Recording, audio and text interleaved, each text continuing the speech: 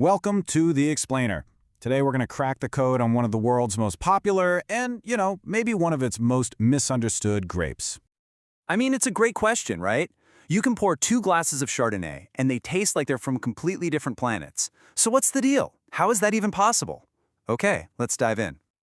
So on the one hand, you've got Chablis from France. It's super crisp, zesty, with this vibrant acidity, and people describe the taste as being like flint and seashells. Then you jump over to a classic California Chardonnay. We're talking full-bodied, rich, creamy, all those flavors of butter, vanilla, and tropical fruit. Just 2 totally different worlds in a glass. And here is the secret, the part that blows your mind. It's the exact same grape. This is why people call Chardonnay the chameleon of the wine world. It has this incredible ability to completely change its personality based on where it's grown and how it's made. So how does this crazy transformation happen? Well, to really get it, we need to look at the powerful forces that shape every single bottle of wine. It kind of boils down to that classic debate, nature versus nurture. So the first force is terroir. You hear this French word thrown around a lot. It basically just means a sense of place. It's the whole package. The soil, the climate, the landscape, everything in nature that gives a wine its soul. And, there's probably no better place on earth to see terroir in action than in Chablis, France. It's the absolute gold standard for that lean, minerally style of Chardonnay we were just talking about. The secret to that unique Chablis taste? Well, it's literally in the dirt. It's this special soil called Kimmeridgian soil. Get this, about 150 million years ago, this whole area was an ancient seabed. So the soil is just packed with fossilized sea creatures, especially this tiny comma-shaped oyster. And this is where it all connects. That ancient, fossil-rich soil is exactly what gives Chablis its signature flavor. So that flinty, seashell taste, it's not just some fancy wine snob talk. It's a direct taste of the ground the grapes grew in. How cool is that? But terroir, that's only half the story. The other force shaping your wine, which is just as powerful, is all about the rules that we humans create. You see, a wine story isn't just written by the land, it's also shaped by rules. Almost every major wine country has organizations that set standards.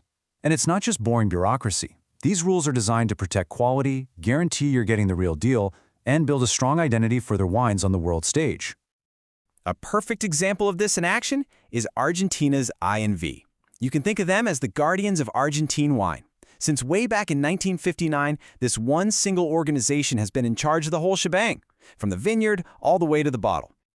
The INV's power really comes from these 4 pillars. They set the standards, the rule book. They act as the quality police, making sure everyone follows the rules. They push the industry forward by funding research. And they're the marketing team, promoting Argentine wine to the rest of us. It's a total top-to-bottom system of control. And the crucial thing here is that when you buy a wine from Argentina, you can trust it. The INV's work means there's a certain level of quality and authenticity. That's how you build a national brand, so you know what to expect from an Argentine Malbec or, an Argentine Chardonnay. Okay, but we can zoom in even further.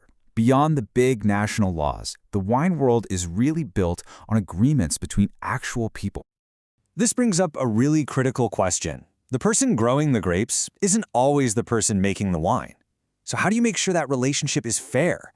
Especially when you might have a small family farm selling to a massive winery. Australia has an interesting answer, a voluntary code of conduct. It's not a law, it's more of a handshake agreement, right? It lays out best practices for things like pricing and payment. But here's the catch. Because it's voluntary, its weakness is that not everyone has to sign on. And there's this real concern that some of the biggest players in the industry haven't signed it, which really limits its power. So let's pull all these pieces together and see the full story that's right there in your glass. When you look at it, we've really seen 3 distinct forces at play. You've got nature, through that unique terroir like the soil in Chablis. You've got the nation, with these powerful regulatory groups like Argentina's INV, setting a countrywide standard. And then you've got people, shaping the industry through handshake deals like that Australian code. So that glass of wine sitting in front of you, it's so much more than just fermented grape juice. It's a liquid story. It's the final product of an entire ecosystem. An ecosystem of ancient geology, national rules, and very human agreements. And that really leaves us with one last question.